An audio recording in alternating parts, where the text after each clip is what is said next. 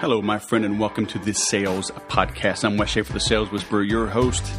Today, we've got Mr. Derek Halpern of Social Triggers. You are in for a treat. We talk about United Airlines, attack dogs, and all kind of other stuff, including how to run a seven-figure business from a coffee shop. Good stuff. If you missed a previous episode, go check out my friend Samantha Bennett. She's a return guest. I've known her for many, many years through the Infusionsoft community. Worked with her mom, actually, is how we met at an Infusionsoft accelerator. I think 2011, if my memory serves me correctly. But she's a two-time author, speaker, coach, and just a lady full of wisdom. So go check out Samantha Bennett. Coming up after Derek, we've got Jeremy Pope. You are in for a treat with Tim. We got into talking about the pendulum book and swings in society, but he's a partner with Jason Kanigan I had on not too long ago.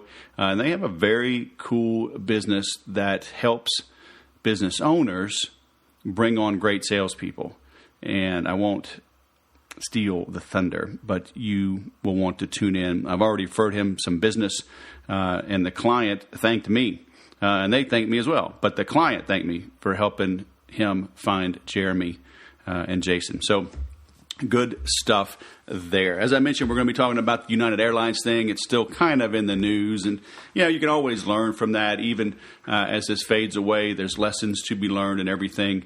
But it really lends itself to what I call the Make Every Sale program, makeeverysale.com. If you're going to make every sale, there's 5 or 10 or 20 little sales you have to make along the way. And that's what I mean. Public perception is reality. How are you controlling that? Are you even considering it? Do you even know the many varied little steps and sales that have to be made in your process to win over your customers and to dominate your marketplace? Very few people do. Unless you make it a priority and a focus to do this, it's hard to do. Like you always say, it's hard to read the label from inside the bottle. That's why I created the Make Every Sale course. I'm spending more and more time there. I'm changing it from periodic calls, like 6 or 7 calls during a launch, to just weekly calls. Right now, it looks like they're going to always be on Thursday mornings, 10 a.m. Pacific. But it's a private online group as well. It's videos. You get lifetime access to the content, to the templates, the worksheets.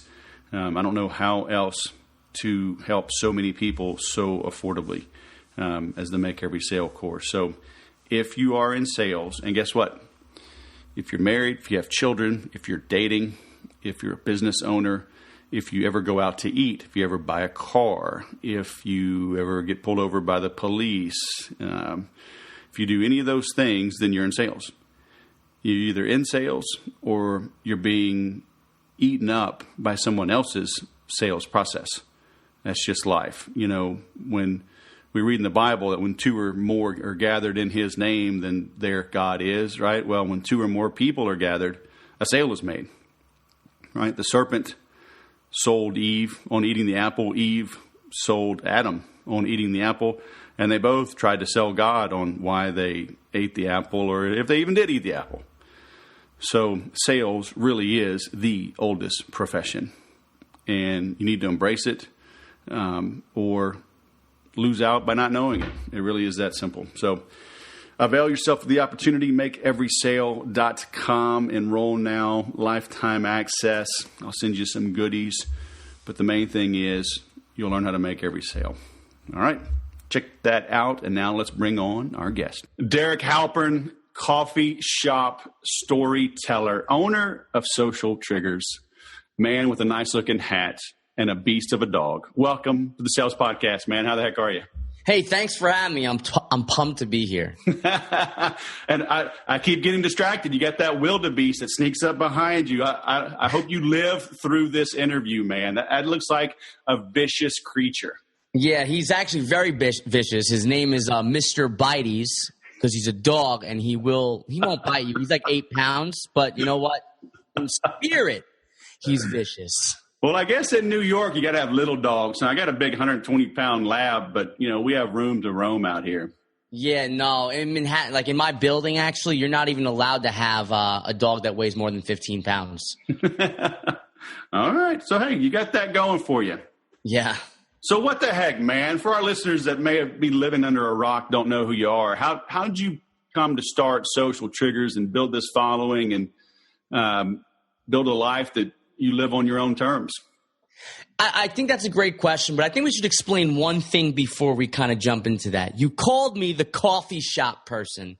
Many people may not know what that means. But yeah, you pour coffee for people all the time, right? That's exactly it. No, as you said, I run an online business, and over the last 6 years, we built this from a solo operation where it was just me kind of sending out emails, creating products, and making some money into a real company where we've got now 6 different courses that are currently available. We've got a software product, a downloadable software product, and a SaaS product, and we've got a team of people that work for the company. If we include all full-time contractors and employees and other contractors, it's almost 20 people now. So it's things have really did great. But one of the things that's most interesting is we don't have office space. I let all of my employees work from their home office, and me personally, I work from coffee shops. And I'm called the coffee shop story guy because I live in Manhattan, and people do some crazy stuff to people who work in coffee shops. And I guess these coffee shop stories I post on Facebook where it really shows my disdain for humanity. No, I'm just kidding. But people do some really crazy stuff, and that's kind of how I got that name. So, I heard that United learned how to deal with people in the wrong seats from you, just ripping them out of the store, dragging them out in the street. Is that true? This is a bad question because I don't have a very popular response to this question. And what is your response? Because, I'm going to publish this episode pretty quick, so people will still be remembering stupid Pepsi and stupid United. Let's take a step back. Okay. If I was United and nobody was volunteering to remove themselves from the flight they usually offer a $250 credit or whatever they offer. They did. It was up to $800 and people weren't taking it. So whatever the offer is, right? It was up to $800, as you said. To be honest with you, I would probably continue to increase it until someone accepted. Right. And that would have been eternally better than what has happened to them. Oh, yeah. Since they could have offered $5,000, and it would have been the best $5,000 they ever spent. Now, what would probably happen is they probably weren't authorized to do that. Well, you can't go up forever because then word gets out. It's like, just stay in your seat. Eventually, they'll get to $10,000. Exactly. At some point, it becomes unscalable. They're in an impossible situation, right? Well, but they created that situation. Why do you let all the people get on the plane? Just slow your roll, right? Great question. They shouldn't have let people get on the plane when they did. That's step one. But step two, they created an impossible situation for themselves because here's the reality. All airlines sell overbooked tickets. Sure. The reason why they overbooked is because they know the math works out that 1 in 100 flights are overbooked. We give a little thing, it happens, and probably 1 in 100,000 flights have this exact issue happen. You know what I mean? So it's like, what would you have them do? Right? So if they're in this impossible situation where they have to get someone off the plane, they randomly select, they didn't just say, you've been randomly selected, and then all of a sudden the mafia comes out and drags this guy off. No, that's not what happened. What probably happened is, look, man, I'm sorry. You got selected. You got to go. He said, no, I'm not going. Look, we don't want to have to call the authorities, but you got to go. I'm not going. Look, sir, got to do this. By this point, 30 minutes probably have passed. That is what happened. Then finally they come up, and they probably said it again. Look, we don't want to have to forcibly remove you, but we are authorized to do it. Can you please make this? No, I'm not. Sir, we're police officers. We don't want to have to do this. No, I'm not doing it. Sir, we're going to do it now if you don't get up. No, I'm not moving. And then at that point, have you ever tried to move dead weight? Yeah. It's not exactly the cleanest thing to do in the right scenario. You can't even squeeze by people on this. So it's like they're in an impossible situation. And if you watch that video again, you'll hear people saying, why are you doing this to him first? But you also hear someone else say, thank God. Oh, yeah? I heard someone happy that he was being dragged off. And it's probably because he created a huge delay for everyone else. What if, all right, he had patients to see, I think is what people are saying right now. Okay, he said great. He was a doctor. Okay, great. What if other people had patients to see? Now they're late to a surgery. Yeah. You know what I mean? It's a very selfish way to look at it. And look, like I said, they're in an impossible situation. I think they handled it poorly. I think there probably could have been a better way. But also, what do you do when you need to get someone off the flight and he's not moving? At what point are you allowed to physically remove them? You know what I mean? So let's tie this into social triggers, right? So we're talking about social media. We're talking about triggers, triggering people. United pulled their own trigger after they put the gun to their own head. Because realistically, people are all like, hashtag never United. But you know what? Realistically, somebody's Googling a flight right now, and there's Delta, there's American, there's a United flight for $1.18 less. They're going to book that United flight. So, you know why? Because no one cares about this in the end. Like, people are going to be mad about it. No one's boycotting anything. Because here's what airlines discovered, and this is what we can talk about. When you're in a super competitive industry, it's very easy for you to think that you need to compete on price. And what happens when you start competing on price, it becomes a race to the bottom. When it becomes the race to the bottom, these companies are trying to figure out ways to actually still make a profit. So let's create a different business scenario. Even though I talk about selling and sales and business and online business, but let's approach this like business people, not like people who are mad about what happened. Let's say every airline eliminates overbooking. We just say, hey, here's how much revenue that airline makes per year as a result of overbooking, right? And then we compensate for that revenue that's made and we add it to every ticket price. What's going to happen? People are going to revolt about the increase in price, and then they're going to book an airline that does overbooking so they can get cheaper prices, right? Imagine if they said, remember, they determined by fare class, which means they went to probably the cheaper flight seats first. Imagine again if they offered 2 tickets. Here's a ticket that's guaranteed. Here's a ticket that goes into a potential inventory of overbooked. What tickets are people going to buy? They're going to buy the overbooked seats every single time. Yep. You know what I mean? So again, I think this is really horrible. I think they could have handled it a lot better, but it's very easy for us to put on our outrage meter and just get mad at them for what they did. But we're just seeing a very graphic video of what happened. How long was that? Was that going on for an hour? Did they delay flights for an hour? How much money and shareholder value was lost as a result of that flight not taking off because he refused to move? Well, you know what? United's price, at least on the stock market, went up. It went up the next day. Very, very interesting. It shows that it's not always connected. So people aren't that worried about it. But, so how can that local business owner, what can they learn from this? Again, your name is social triggers. You've studied what triggers people, what pushes their buttons. So what can we learn from this? Or, you know what, we can just throw it aside, say in general. What do business owners need to do to push those buttons, to pull the trigger, to get people to take the action that they want them to take so they can grow their business? Great question.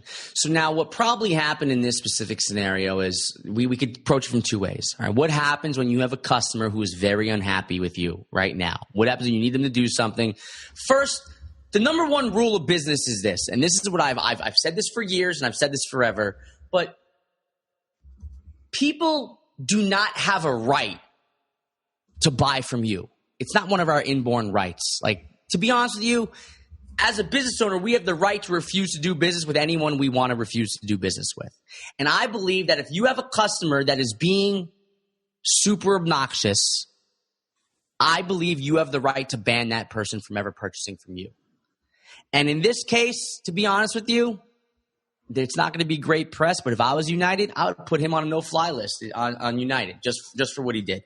That's definitely not going to be a very popular opinion, but I just feel like life's too short. I take the same approach with my online business. If someone emails me and they start cursing out my team, they start making a scene, or they start harassing my team. We've had some people actually levy sexist remarks to one of my female employees that was on my email list, and we told them right away. It's like, look, here's your money back. You're banned. Never frequent my business ever again. And we always protect our team. And I feel like nowadays companies don't do that anymore. Nowadays, we always throw our employee under the bus anytime someone gets upset. And I don't think that's the right decision. But now that's from a PR perspective. However, remember, bad PR could also be really bad for your business, and you should never let it escalate to that point. Right. And unfortunate scenario, we had a case where they were offering $800 and nobody was willing to accept it. So I don't really know what they could have done other than continue to increase the price. But as you said, then word gets out that they do that, and now everyone is going to eventually wait and hold out. So they're in an impossible situation. So, like, first thing, you always try to de-escalate the situation, because de-escalating the situation is always going to be better for business. And the way we do it personally is, let's say someone buys a product from us, and you know they aren't getting the results, they're super unhappy. We always just say, hey, take your money back. Like, you know, we have a refund policy and we keep our policy very strict, but sometimes we don't necessarily always offer a refund, but sometimes it's better to placate the customer, right, to prevent fallout. But on the other side, and I filmed a video about this, there's a video I called How Do You Deal with Social Media Terrorists? And the video goes into detail on what happens when someone starts threatening you. Because right now, like, one person emailed us, they asked us a question, we responded, that's not appropriate. I'm going to bash you on social media. I'm going to tell all these people. Da, da, da. And my response is always the same. LOL, good luck. You know what I mean? Because there's people who are going to threaten that. So it's like we have to kind of tread this line between people who have legitimate concerns and people who are illegitimate, right? So I think as a business owner, you need to quickly discern who has got a legitimate concern and an illegitimate concern. And once you make that distinction, you need to approach the next action very carefully. And I actually wrote a Facebook post about this too. I don't know if I'm kind of rambling a little bit here, but it's all right. I mean, now is that like a judgment call? Does that just come with experience? How you know when somebody's full of it or not? Because we've always been beaten over the head over the last 100 years. The customer is king. The customer is always right. And it's like, no, they're not. The customer's not always right. Well, I always say the customer's always right until that customer is wrong. And what I always say is that if it's your fault, you need to do everything in your power to make sure that that customer feels like you did right by them. As an example, when I first started my business, my merchant account bugged and accidentally billed somebody twice. This person used a debit card, and it was for a very large transaction. And when you buy something via debit card, even if I refund it, it doesn't go back into the account immediately. It sometimes, depending on your bank, it could take a week or a few days. Right. This double charge, which was my system's mistake, and it only happened once, it was an isolated incident, but my system's mistake took money out of their account that they were going to use for their rent that month. And they were going to basically miss their rent payment because of this. Now, I'm not here to judge why they were in that position or anything like that, but that's what happened. So not only did we refund them, I actually got on the phone with her personally, and I Western Unioned her money so she could have it immediately. I ended up giving her double her money back, basically. And even though that negated the sale, even though that I didn't have to do that, it was like, this was our fault. We're going to make it right. You know what I mean? Yep. In United Airlines issue, overbooking is their fault. They really need to make it right. They should never have resorted to pulling that person off the plane like they did. They needed to find another way. Yep. They should have made it right. I don't know how they could have made it right. Maybe they could have said, look, maybe when it goes to random selection, as an example, look, you've been randomly selected. I know this sucks, but here's what we could do. We could give you a $2,000 voucher or something like that. I don't know. And that way it's randomly selected voucher or whatever. But They should have did something along those lines. But you got to make it right.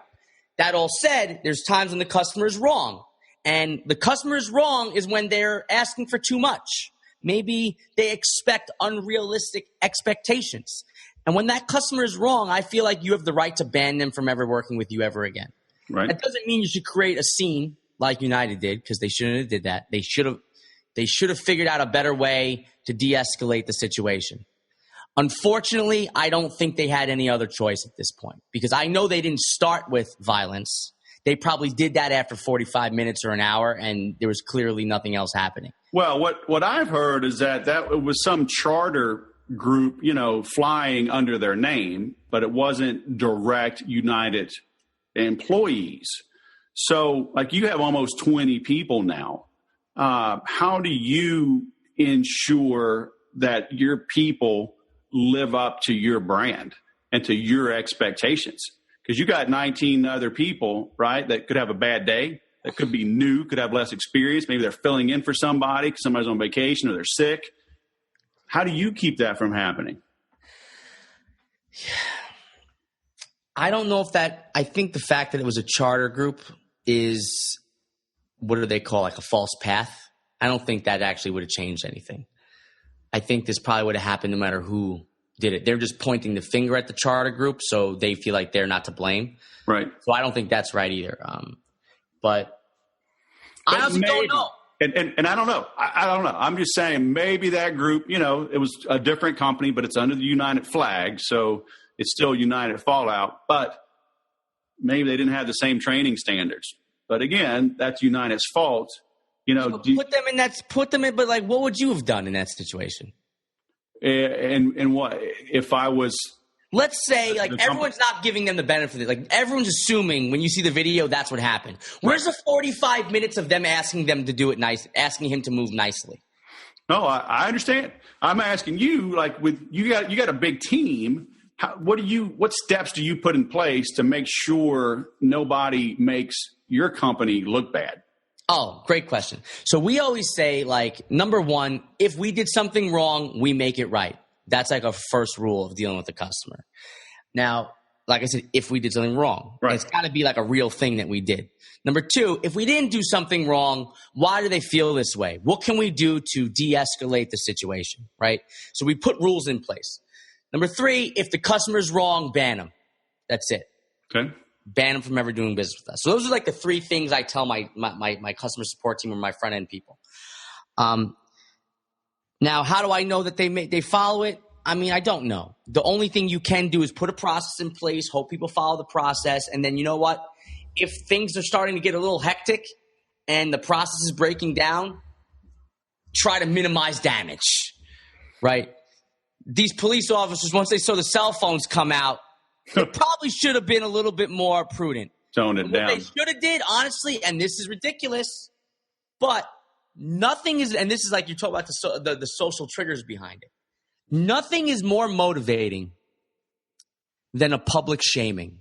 And all they had to do is like, look, what I would have did in this situation is like, we have an overbooked flight.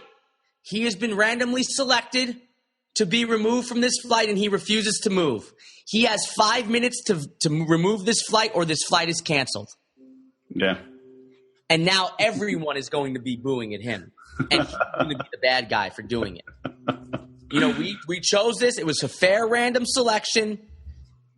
Now, they shouldn't have did violence. They could have did a public shaming. And that probably would have been more motivating. I love it. So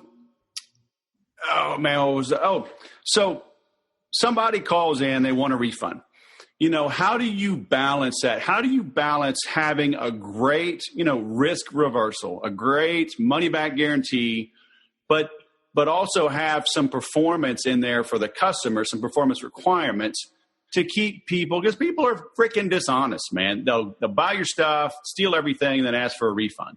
So how do you balance that risk reversal with prove it before we give you your money back? Great question.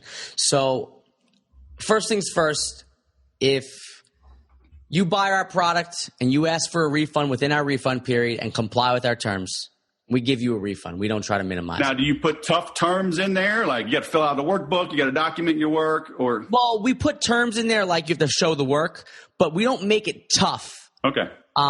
It's not tough. It's actually quite lenient. But the reason why we do that is because I believe that most people are good people.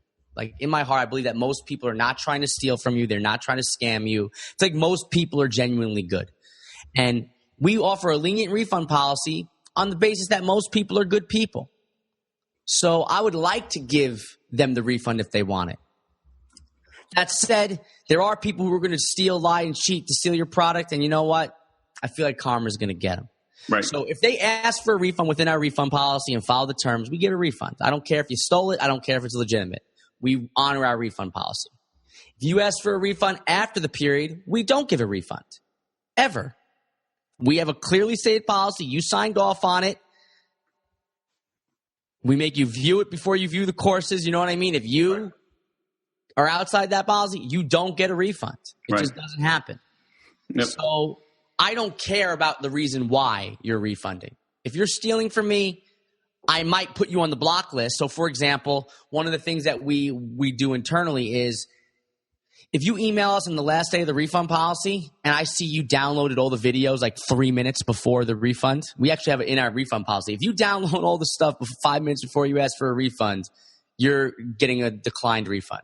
So we have that policy. Right. But if you downloaded like a day before and I feel like you're not actually giving the course a shot, you're just jacking the course, right, I put you on the blocked and banned list and you'll never hear from me again. Right.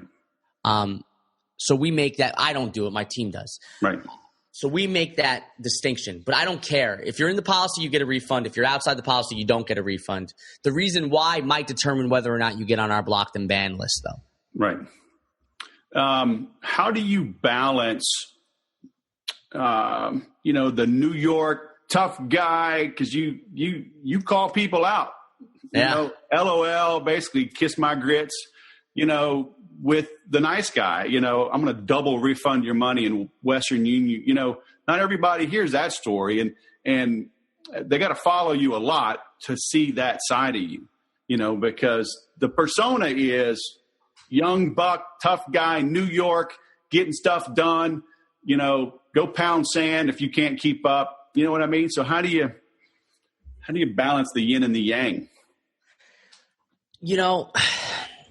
I think I actually said this on my Facebook just the other day when I told a story about that Western Union example. I think that's the first time I ever shared that story in public, which is funny because it's like, why wouldn't I share it? But I always say, call me Mr. Jekyll or Mr. Hyde. It depends on whether or not you're wrong. So I can be the most helpful, genuine, nice person in the world if you're acting appropriately. Like if you sign up for a course, you go through it, you're struggling, you talk to our team, you can't figure it out, talk to our team so you can't figure it out. Sometimes I'll just pick up the phone and call you like randomly out of the blue. And I'm like, listen, let's just go through this. You know what I mean? Like I truly care about people when I feel like they've earned it. Now you might think like, who are you to determine who earns what? Like I'm not, but like the point is, there are some people who who feel entitled to something, and they're often not doing the work. Like one guy's emailing like, this course isn't working, da-da-da-da-da-da-da. I'm like, well, my course software tells me that you only watch 17 seconds of this video, 1 minute of this 30-minute video, 2 minutes of this video. How about instead of complaining, you take a second and actually go through the course? Right. Or download the transcript. Oh, I shouldn't have to do that. You know what's going to happen right there. You're going to get smacked down. Like once you start acting stupid, like you're going to get smacked down, and I'm going to make fun of you. Yep. But if you have a genuine problem and there's an issue and you went through it and you're like trying to work it out, I'll get on the phone with you and fix it. You know what I mean? How do you get people to consume your data? Because people on the outside looking in don't really understand it. They think the sale is the goal. Oh, they bought my book. They bought my course. Good. Great. But the reality is like the overwhelming majority of people will not finish a book or a course. And a great majority won't even open it. They'll spend $500, $1,500, $2,000 and not do the course. And Right. they don't ask for a refund. So it's like, some people are like, well, that's fantastic. No, it's really not. You want them to buy a $2,000 course and get $20,000 of benefit and sing your praises for the next 30 years. That's how you really grow. But how do you get them to consume the data? Great question. So we have a course called Yes Engines, and it's our course about essentially Yes Engines. Yes, engines, okay. Yeah, Yes Engines. And this is a course that is essentially a sales system. And where most sales systems, like you said, most people who teach people how to sell and acquire customers, they teach you how to get the sale, but they don't tell you what to do after the sale. So we always break everything down into 3 phases. Phase 1 is the preview, which is kind of like where you're building credibility, showing people you can help them, giving them some content, some results. Phase 2 is the offer, which is where you finally ask them to buy something. That's where most people stop. Phase 3 is what we call the wow experience, which is where you actually get people excited to go through the material. You anticipate the problems they're going to have before they have them. You encourage them to take action. If they're not actually taking action, you're following up with them and giving them that polite little kick in the butt to get them going. And you're just basically interacting with people in a much more strategic way. So most people, like you said, they stop at the sale. You need to keep going. After someone becomes a customer, you need to anticipate the problem. So, for example, during like week 3, module 3 of a 5 or 6 module course, we know that people tend to fall behind. So some of our messaging changes. So when we're introducing module 3, we'll say, hey, module 3 is now available. I know right about at this point, you're probably having the work pile up. You know what I mean? You feel like you're falling behind. If you're falling behind, here's a new action plan for you. And we give them the action plan on how to catch up or how to revise their schedule. We provide them with the information they need to feel, 1, like they're not behind, but 2, how to actually get started. Mm-hmm. Does that make sense? Sure. So we always anticipate these issues. Then we have a team that sometimes follows up with people individually. We have a team where, if they're just not responding and they're just going to buy and they're never going to open it, that's their prerogative, I guess. Right. But we try to follow up and give people the polite push that they need to actually do this. And sometimes those polite pushes could increase refund rates. Right. Because now you're getting people who are getting overwhelmed. They're just going to refund anyway.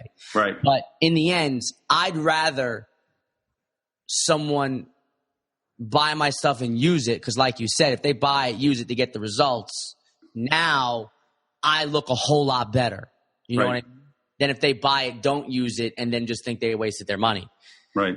So I'd rather have them buy it, use it. If they buy it, then don't use it. I'd like to follow up with them. If I can't get them to use it and they ask for a refund and that increases refund rates, whatever. Fine. Take your money back.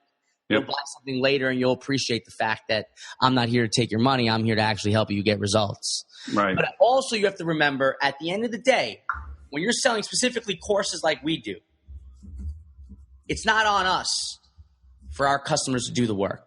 We want to make it easy for them. We want to provide them the tips and tools to make it happen. We want to provide the support they need to make it happen. But at the end of the day, the buck really rests with each student. And I personally don't take offense to someone not making the time in their life to do what they know they need to do. Right. We try. We do everything in our power to make it happen. But at the end of the day, it's up to them. How do you balance bringing out new programs versus relaunching or just continuing promoting like the old reliable? We always try to create a couple new products every year. And the reason why is because we're at a point right now, if we look at our whole business, we got like 10,000 customers or something. I don't even know the exact number off the top of my head. But we've reached hundreds of thousands of email subscribers. So we need to get more people to buy. And one of the best ways to do that is to start offering courses that they need help with. Not everyone needs a course on, like right now, I don't know when this is going to get published, but whatever. Right now we're launching a course about how to write sales pages that convert. And the reality is not everyone needs a sales page that converts right now. So what do they need? How do I give them help with the problem that they need? So we're always trying to create a course that solves specific problems that people have so we can give it to them when they need it. Right. And for us, we kind of have a vision of what our product suite looks like, of what problems we want to solve and how we're going to solve them and everything like that. So like I said, we always try to create new courses, but we don't rush them out like a lot of people. Our courses take a long time to make. They take, we got a team of people that work on it. When we released one of our courses, 7-figure courses, a course on creating courses, I think we ended up spending almost $200,000 or so before we actually launched that course, in between employee staff time and like video editing and all that stuff. It adds up. Right. So we always try to do about 3 courses a year, like 3 new products a year for right now. That might slow down. That might accelerate. It really just depends on whether or not we feel like we have a product market fit. So I know that didn't really answer your question, but the point is we always create new products. That's fine. And we kind of judge it by year. But so will you launch it and say, okay, boom, this is, April, we're launching, May 1st, it's closed and they don't get to it? Or do you just, does the big promotion die down? There's still a URL. Somebody can go buy it at full price because it's sitting. Yeah. We open and close all our launches, and we try to create campaigns. So, for example, this month was sales page month. Last month, it was email funnels. The month before that, it was course creation. We always try to create challenges around what we do to try and get people focused on a specific task, and people choose to join the challenge or not. It just depends on where they're at in their life. Right, but you also have like evergreen courses or like Zippy courses or other things that are people can always buy.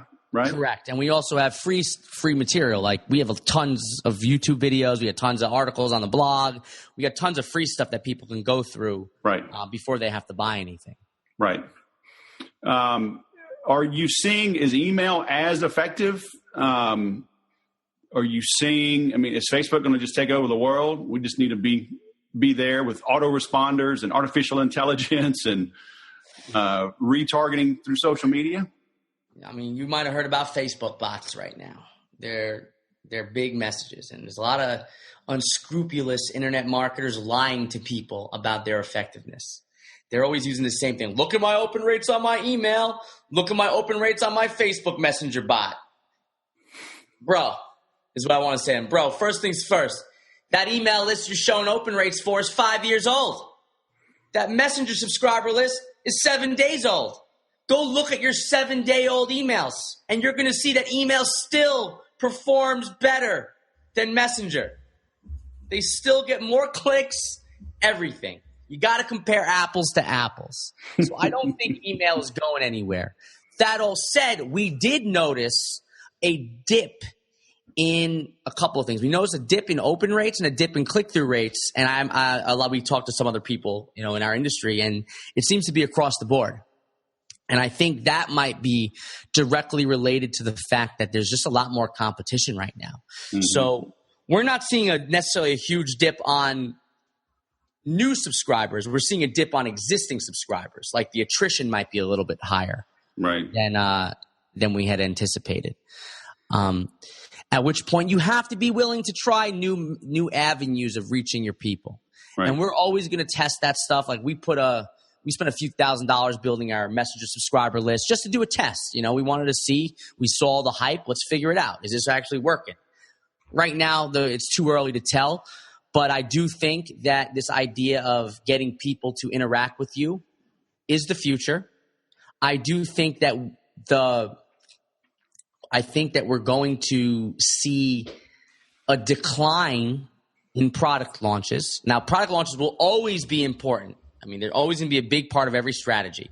But I think that in information specifically, we're going to see a decline in product launches and instead a more intent focus on providing people with the right offer at the exact time they need it, which means instead of doing big product launches where we blast our whole list, we're doing different types of product launches at the same time. So instead of doing a big product launch for one product, we might be doing 10 product launches this month and people are self-selecting into the right launch. Right. I think that's probably where the future is going to be.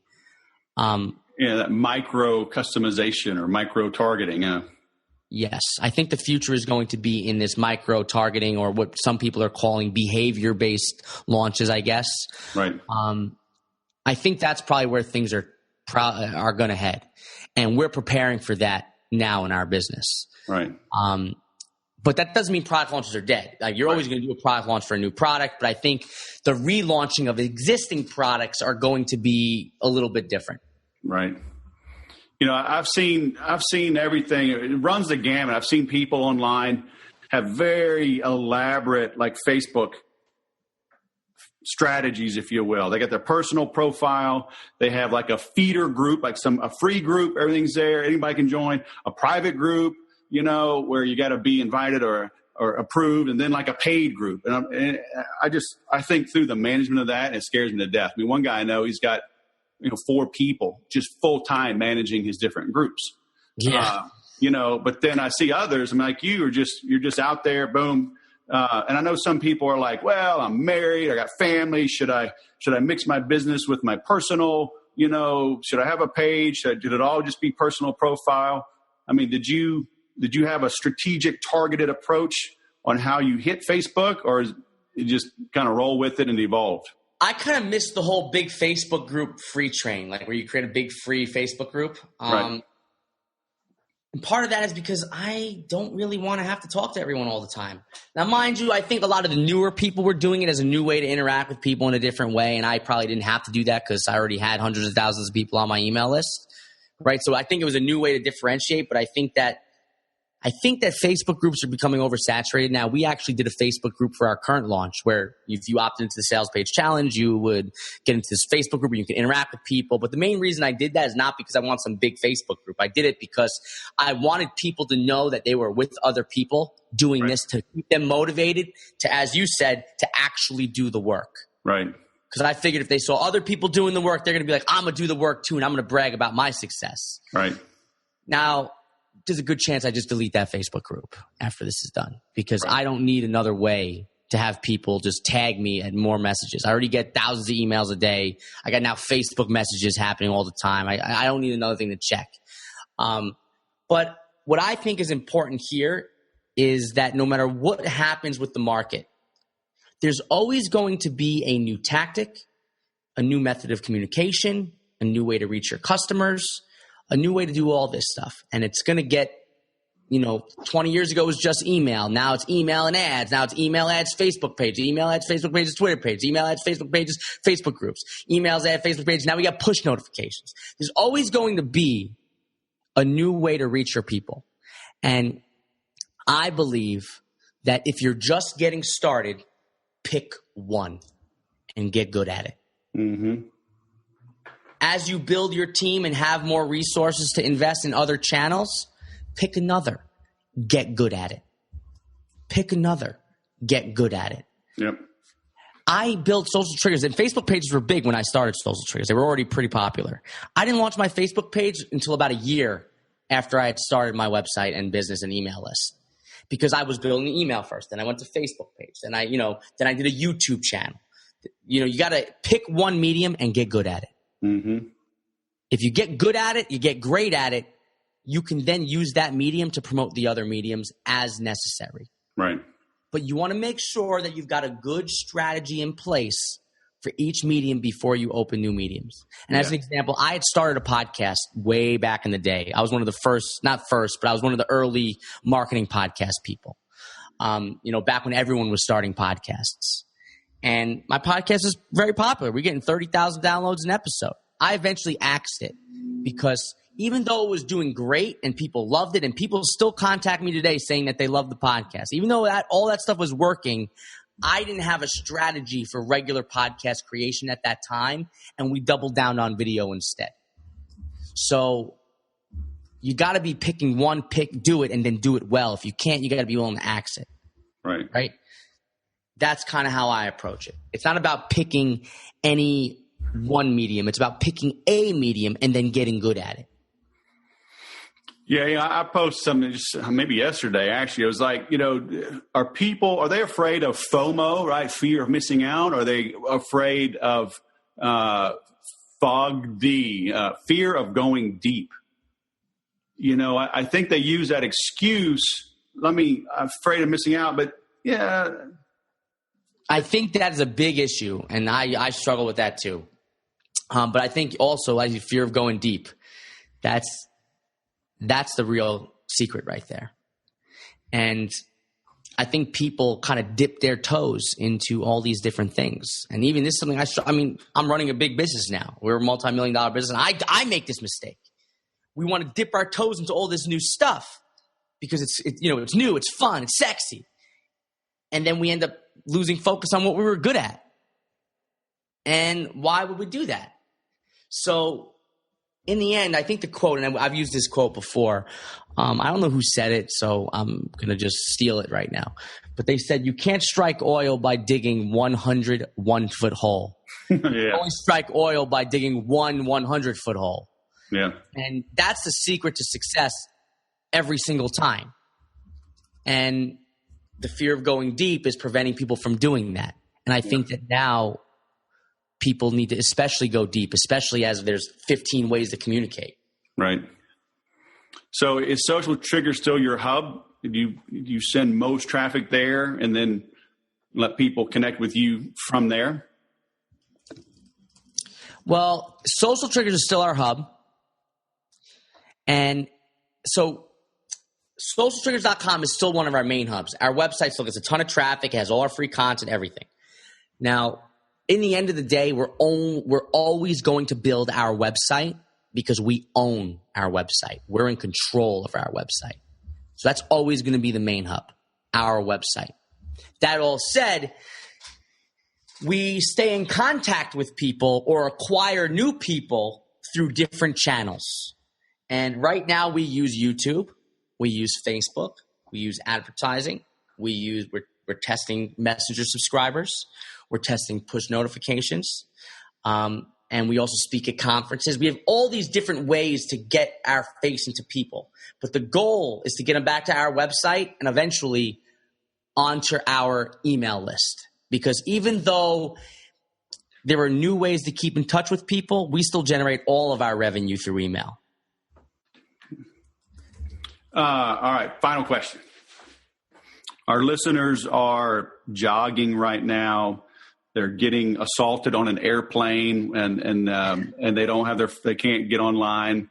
They're at the gym, riding a bike, so they can't do anything right this second. But what should they do as a result of listening to this? What should they apply? What steps should they take to take things to the next level, to kick it up a notch? So what's your kind of final words of wisdom as a result of this? Great question. We talked about a lot of different stuff, and you might be wanting to know how to get more content from me, let's say, right? So what I want to suggest you do is go to facebook.com/socialtriggers. This is my Facebook page. And since you're mobile running, you're going to have the Facebook app probably on your phone, right? When you get there, I would like you to send a message directly to my Facebook page. And all I want you to write in that message is show me. Send a direct message to my Facebook page and write show me. And I'm going to show you how Messenger subscribers kind of work. What happened is we ran this one ad. We asked the question, what converts better? $100, $99, $97. And we have a video where we kind of break down the conversion rate right, and what you should expect with each thing and whether or not it's important or not. So send a Facebook message to my Facebook page, facebook.com/socialtriggers, where you could search Derek Halpern. There'll be two, my personal profile, my business profile, do the business profile. Write show me, and I'm going to send you a link to a video where I answer what converts better, and you're going to get introduced to some of my content. Right. Yeah, it is really cool. That's the first time I'd seen that type of responder through Facebook, and it's powerful. Yeah. So very cool, man. Derek Halpern, Social Triggers, all the way from Manhattan. Next one, I need you to do this from the coffee shop, man. I have to admit, I was kind of bummed that you weren't in the coffee shop for this. If I did it in a coffee shop, my voice wouldn't sound so great right now. It does sound very sexy. It's so deep and sexy. It was great. You, as always, you made the right choice. Can you imagine I'm in a coffee shop and he didn't even talk about any of this, but people do crazy stuff in coffee shops where, like, I'll get up, I'll go get my coffee, I'll come back to my laptop. They put my laptop on the floor because they wanted to sit where my laptop was. It's like, what are you doing? What are you doing? We probably would have had maybe a recorded version of me screaming at someone for touching my stuff at the coffee shop. I don't know, man. I'm from the South. We have plenty of room, and people don't touch anybody's stuff. And if they do, it's just straight on fisticuffs, baby. Don't you got guns down there too? Gotta be careful in the South. Well, we do, but because we all know we all have guns, so we just punch each other because we know we got guns. So. Yeah, but in Manhattan, man, everything's tight, small, like. Dude, I got to get up now. I'm feeling claustrophobic just thinking about that. Thanks for having me, All right, man. Thanks for coming on the show. It's been great. Have a great day. So at the beginning, I talked about perception is reality. And with Derek, perception may not be reality. He puts himself out there as this tough New Yorker, but deep down, he's just a pussycat. He really is a good guy. And you can tell in his content and his posts, he does care. He is passionate about what he does. The New York side of things does come out from time to time when people mouth off. And, he tells them, look, I don't have to sell to you. I don't have to keep your money. I don't have to allow you to remain in the course. I have the full right to refund your money and block you forever. And he does it. I've always talked about you need to choose who to lose. Our job in sales is not to beg. Our job in sales is not to be the whipping boy or whipping girl for our prospects and customers. The customer is not always right. And in today's day and age, everybody just feels entitled and whatever. They can come across as prima donnas, and it's okay to put them in their place. Now, you may not want to be as brash as Derek when he does it, but maybe you should, okay? But either way, if you want to refund somebody their money and let them go their way, that's fine. You don't have to take grief from people just because they paid you money, all right? So I loved having Derek on. I've known him. We haven't met, but we've worked a little bit behind the scenes. He's had Infusionsoft questions from time to time, and I've tried to help him where I can. He's a smart guy, motivated.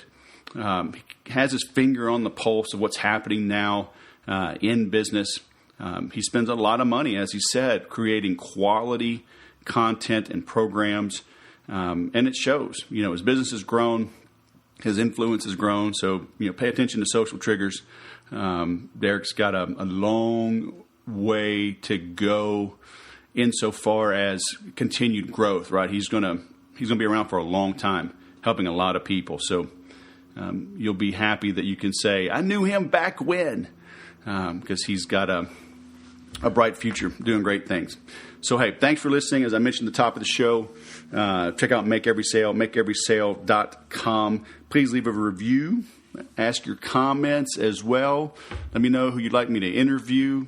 And remember to always sell different.